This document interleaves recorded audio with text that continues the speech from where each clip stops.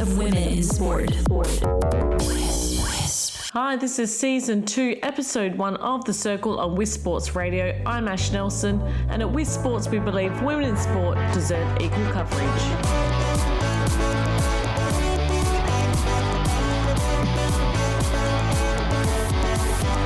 The Circle is a monthly podcast about field hockey featuring exclusive interviews with players past and present, so please sit back and enjoy listening to these superstars of the game. It's a pleasure to have your company. I have an amazing guest with me today. She's played over 100 games for the Hockeyroos. Her family are hockey royalty here in Western Australia, and although she went to the London Olympics, the Commonwealth Games in Delhi, probably one of the hardest battles that she went through was actually what happened after she finished playing hockey for Australia. She also went on to be a lawyer, a board member of Hockey Australia, and now has two amazing children. Can I welcome to the circle Fiona Ryan, otherwise known as Fiona Boyce in her playing day. Fiona, let's start from the very beginning because I just touched on it before. Really, the last name Boyce, it is so closely linked to hockey here in Western Australia. You've got your uncle that played hockey for Australia, your auntie plays, your cousins played, your brothers played. Did you really get much of a choice as to whether or not you wanted to go into this sport? Yeah, I guess there's no question as to how I got into the sport. Playing for Australia, my brothers were all lucky enough to represent the country, as was my uncle and auntie. In terms of representing WA, all my cousins got to play state, and, well, locally, I think this year my brother was president of the local club, another one was treasurer, and the other one was the head coach of the men's team. So, and my mum and dad, you know, they're always on the sausage sizzle when they're in town or helping out, so there's no doubt that we're very fortunate and to be involved in such a great sport. And what was it like growing up? You mentioned your brothers just then, 3 older brothers that you had to compete with. What kind of kid were you? I was the goalie, so my poor older brother, Michael, I like to take a bit of credit for his stick work and skills because he was very much outnumbered 2v1. I was stuck in the goals and he would try and make his way around Jeff and Steve. So childhood for us was always ball games, all different games, but we used to love making up games, putting a pillow under our T-shirts and playing what we called socky, which was, you know, hockey but sliding all over the floor and completely ruining the games room. So, yeah, it was lots of fun with 3 older brothers and we were always running amok. You were actually quite a promising junior, but probably took a little bit longer to make your debut. Can you talk about your debut game and I guess what the difference was when you actually got the chance to play for the Hockeyroos? Yeah, so for me, I actually, you know, I never knew if it was going to happen. I always hoped it would. But so I debuted in Perth in 2009 and it was very quick from there. So I think a day or two later I was off to Champions Trophy. But the build up to that, in my last year of high school, I actually got dropped completely from the junior national squad and the next year I'd taken a gap year to go travelling with a friend and work a lot to save for that travel. And I was at a bit of a crossroads there as to whether I should, you know, keep trying to play for Australia then or, you know, commit to uni and go travelling with my friend and just enjoy a balanced everyday life. But I had a real burning desire to give it a go. So there was 6 months between sort of being completely dropped and finishing my Year 12 exams and when the Junior World Cup team was picked. And for me, I had the fire in my belly. So I trained 6 days a week with Boyce, which is completely normal. But then I also got someone to help me with running. So I did 2 extra running sessions a week just to learn how to get fit. I felt that's something I could control and that's something I could, you know, really use going forward. And it definitely held me in good stead. In that 6 months, I learnt how to work hard. I learnt what fitness was. And come Junior World Cup, even though I wasn't in the squad of 30, I was picked for the in the team of 18. And I think that was just directly a result of, you know, 6 months of hard work when no one was watching And in terms of the senior team, that held me in good stead as well. We spoke about your family earlier and how they were almost synonymous with hockey in WA. Did you ever feel that there was pressure for you to make it from family and outsiders because of your last name, and how did you sort of respond to that? I know it will sound odd, but I actually didn't. I think personally I was just so focused on, achieving that goal, and that's what I wanted in life. So, my family, I knew they'd be happy for me. I knew I had people to talk to who'd been through something similar. Same with friends, I knew they'd all be happy for me. But really, if there was any pressure, it was from myself. My mum in particular was a massive advocate for having a really balanced life, and might touch on that a bit more later, but for me it's what I wanted in life, and there was definitely no pressure from the family. You mentioned your running before, which probably came as it turned into be a strength of yours. Probably as athletes we tend to be a little bit self-deprecating and criticise ourselves all the time, particularly in the early years. What at the end of the day do you think was your strengths and maybe your weaknesses when you look back across your career as a Hockeyroos? Yes, I think definitely strength would be working hard and my fitness, ability to read play and set people up accordingly, so get a really strong press going, that sort of thing. Weakness, probably I wasn't the fanciest player going around. I could do the old left to right drag and a bit of a jink. But in terms of, the Parker Toma or, something a bit fancy like that, I wasn't the most skillful player going around, just, did what needed to be done and that was, enough. That's all you need, kids, a left to right and a bit of a jink. Left to righty and a jink and off you go. Love it. Throughout your career, you're actually always focused on having a life outside of hockey, and you just mentioned your mum was a big advocate of that, and you chose to get your degree in law. You actually made a decision quite early on in your career as to the timeline of how long you were going to play hockey for and then when you're going to start your law degree. How did you sort of come to that conclusion? Was it easy to give up hockey and start law after you completed it? Yeah, like you said, I always had my mind set up on what I wanted in life, and I guess that's just my personality. I sort of know what I want and I try and stay true to that when I do. And also, like I said before, my mum really is a firm advocate of that too, not sort of getting lost too much in one facet of life, I'd say, just keeping a really balanced life. And, she'd always say to me, hockey's great, it's a really good part of life, but it's a sport and there's other things as well. And everyone's different, but for me personally, I wanted to start a family fairly young and start a career before that, and so in doing so, I decided when I wanted to retire, and I tried to stay true to that. Well, I did stay true to that and started the career and was really happy with that decision. And how did you find balancing your law degree and training? Really good.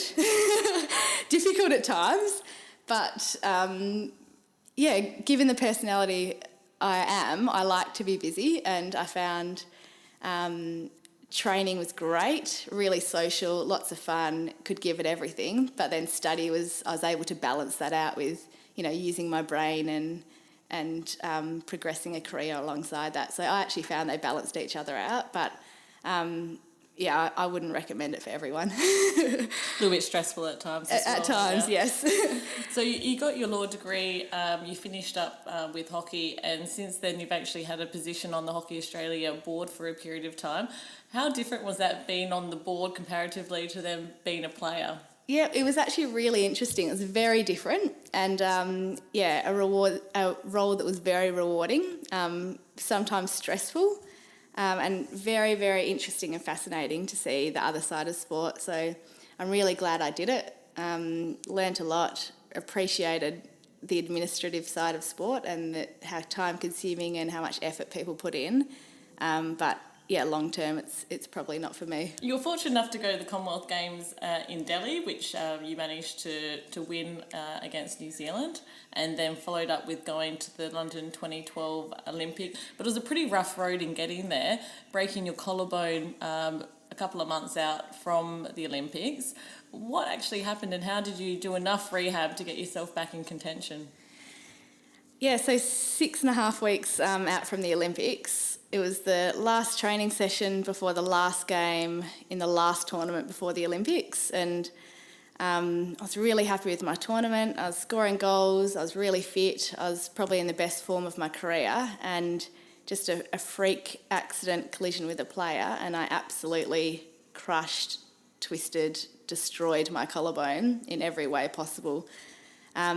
And like I said, that was 6.5 weeks out. We were about to head home. The team was going to be announced for the Olympics, and then we'd fly back to London. So I went to hospital that day in London. I think I actually high-fived you there because you were there with food poisoning. Don't know which of us was worse off at the time, but it was good to have you there. The surgeon at the time took one look at my X-ray and sent me straight off to the head guy in London. Because of how serious the injury was, and I'm very grateful that he was able to postpone his polo match the next morning for a Saturday morning and come in and operate on me. And then I had basically 6 weeks, so I was selected in the team, but then I had 6 weeks to rehab the injury to get to a point where I could play at the Olympics. And that 6 weeks was absolutely exhausting. I never actually knew if I'd get to play a game because of how severe the injury was. I was just doing exercises in meetings, physio, whilst still doing all the usual training sessions and meetings and everything the team was required to do.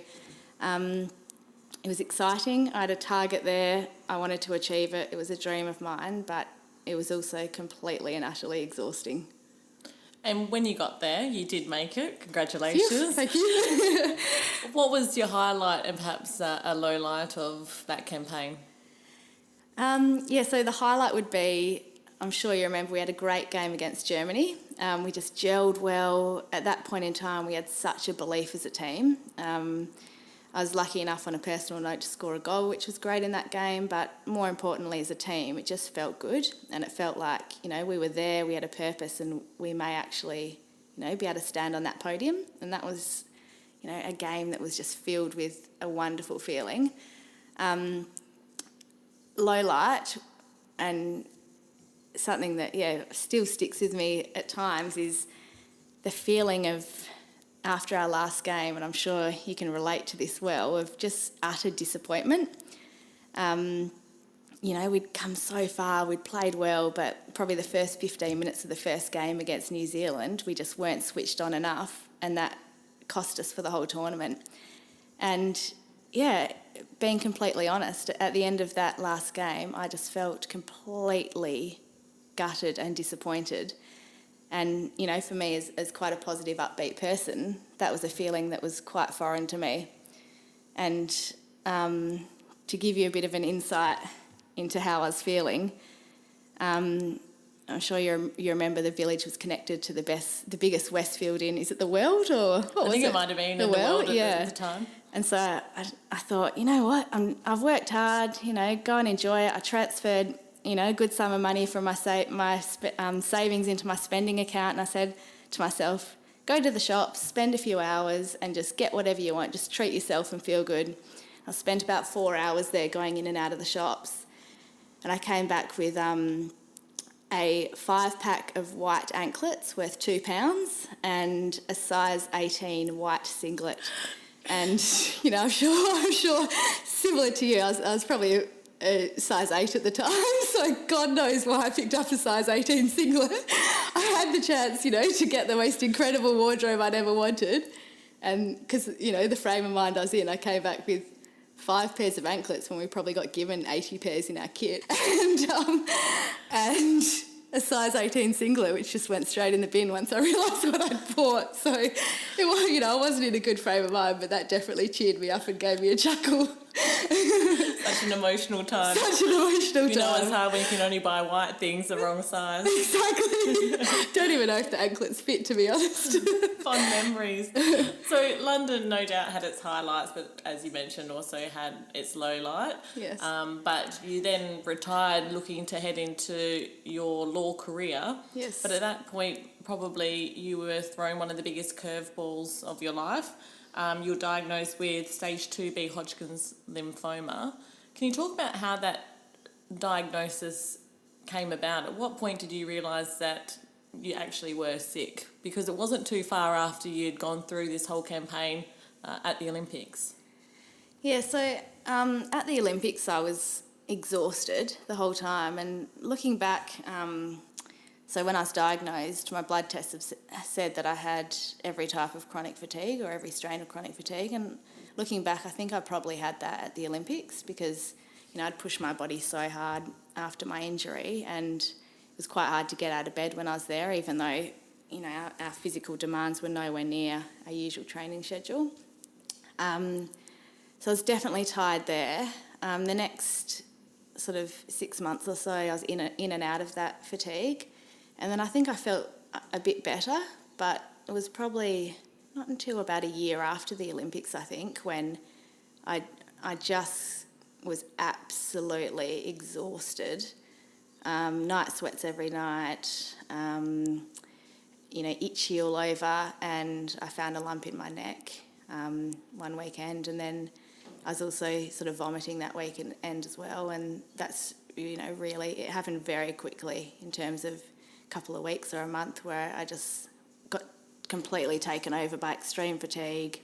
The night sweats, the itchy, and I found a lump, so it came on very, very quickly, and from there it continued to progress very quickly as well.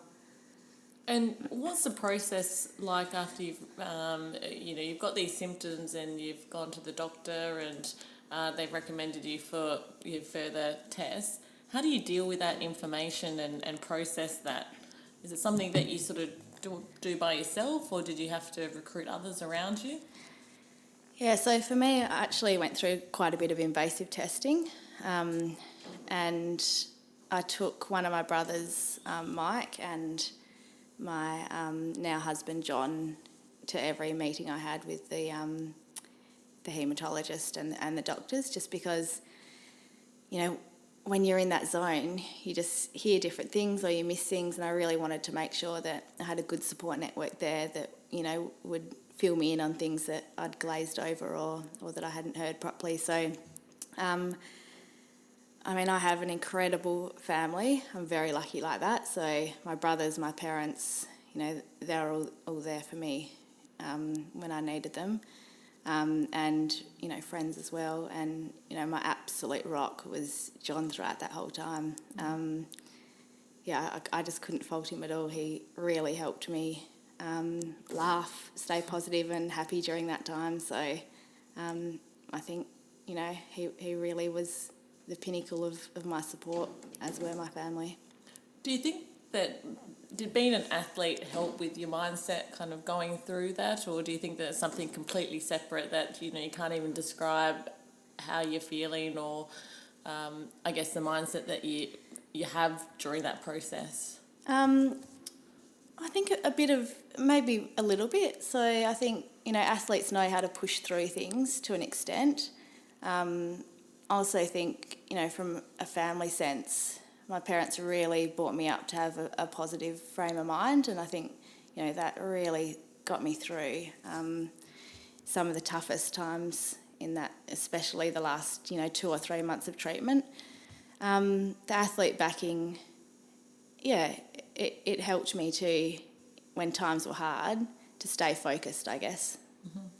And what do you think was the hardest part of the whole journey? Was it receiving the diagnosis, the symptoms, the treatment ongoing, or after you got cleared, you know, the worry maybe that's associated with that, it might come back? What do you think was the hardest part of that journey? I guess, you know, when I was diagnosed, it feels surreal, and I was able to stay in a fairly positive mindset. The first few months of treatment were difficult, but the last two were gruelling, really. After treatment, I was really in a tough place for a few days, and that was definitely difficult. But like you touched on, one of the hardest things, and anyone who's suffered from the disease will be able to relate to it, is after you finish, just staying in the right frame of mind that you are healthy and it's not coming back, and trusting your body in that sense. And I think for me, I've always been an advocate if you need help, get it. So, I saw a psych through that process to really help me get rid of those thoughts, any negative thoughts in that area, and make sure I stay strong. But that was definitely a tough time, definitely a time of anxiety and stress in that sense, but something that I was able to work through with, my husband's support, my family's support, and the support of a professional. When you broke your collarbone, you said that you gave yourself every opportunity to get back into the side and you try to do everything right. What sort of things, when you had been diagnosed with Hodgkins lymphoma, did you change as far as making sure that, you gave yourself every opportunity to fight this disease the best that you could? Just listening to my body. And I think as an athlete, you're almost trained, I know it sounds weird, but to ignore parts of, ignore pain, because you push through it and you work hard, and unless you're in a lot of pain, then you push through most pain. I think just, working hard through that. And did you change your diet or anything along those lines as well? Oh, definitely, yeah. So healthy juices, cold-pressed juices we made every day, and just a really lean, healthy diet, lots of water, sleeping a lot, and just listening to your body. When I needed to eat, I did. When I needed to sleep, I did. That was, just responding to what I needed, really. And no doubt it was an awful and traumatic experience, but sometimes through adversity we learn the most about ourselves. What do you think that you learned from that period of time? I learnt to have a much more balanced life. So before I got sick, like you said, I was studying 2 degrees, I was working 3 days a week, I was training a lot, I was always really frantic and busy. And I guess I learnt to just live, stay busy, and I enjoy that, but also to know when to stop and to live with a calmer mind. So I was a bit of a perfectionist before, and I've completely rid of that, and now I live with a much calmer, happier mind, which is good. It's probably good, because in the process you've now got 2 kids. Yes. So you probably need a calm mind with that. Having kids, do you think that's something that you could have done while playing? We've got a few athletes now starting to come back into the fold after having kids and playing. Do you think that's something that you would have been capable of? Or capable of now? Definitely not now. You obviously haven't seen me running, and there's a reason for that. I don't really run it anymore. I think I would have been capable of it, but I think personally it probably wouldn't have been a choice that I would have made. But I understand why people do it and why they want to do it, and I'm very supportive of that. I think, Jodie Kenny is a wonderful example of that. She makes it work, and she has a great support network. For me personally, I quite enjoy being at home and, raising my family in that environment, and I don't really have a desire to train alongside that in any sense. Looking back over your career, what are you most proud of? I think I'm most proud of the balance that I was able to maintain. So, for me, playing at an Olympics was incredible. Winning gold medal at Com Games was incredible. The, CV success of the team was all incredible. But for me, the balance, the studying, playing, being able to have a laugh with the teammates in situations where things were tight, and just, enjoy the friendships along the ride. I'm really proud of that balance that I was able to maintain, and I think that set me up for life as well. Well, that balance is something that you certainly should be proud of. Now, before I let you go, I need to ask you a few quick questions just to end off the podcast, so prepare yourself. Go for it. All right, so Strangest change room habit or superstition that you saw during your time?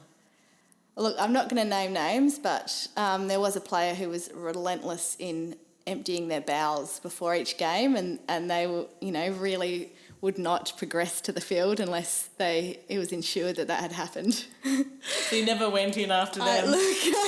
I did my number ones quite early on, and that was enough. Best and worst hockey skill for you? Oh, for me, well, given how long my arms are, the old poke tackle on the run was probably one of my best. Worst, the old tommer. It's a love-hate relationship. I love to do them, but, it's probably not appreciated by the crowd because I'm quite rubbish at them. If you could play any other Olympic sport, what would it be and why? Curling. Need I say why? It is an incredible sport, and I know you'd be alongside me in that team. Yes, I think that we should go to the next Winter Olympics, absolutely. And finally, can lawyers actually be trusted? Don't touch us with a 50-foot pole. No, you've heard it from. I joke. You've got a brother. Yeah, I can't say that. He's a lawyer. No, we are. We're loyal, hardworking, and sometimes enjoy an argument, given our career. Exactly. Like you said, I do have a brother who's a lawyer, and definitely that last statement, enjoy an argument, has never rung so true. Fiona Ryan, I should say, not Fiona Boyce. Thank you so much for your time. My pleasure. Conversations from the world of women's sports. This is Sports Radio. Thanks again to my guest Fiona Ryan. You can find links to her social media in the show notes accompanying this episode at wisports.com. And please be sure to subscribe to Wiz Sports Radio on your favourite podcast player, where there's more than 800 episodes covering women in sport. You can follow us on social media as well at Nelson_Ashley and at Wiz Sports. I'll be back next month with another episode of The Circle. Until then, thanks for listening and supporting women in sport everywhere.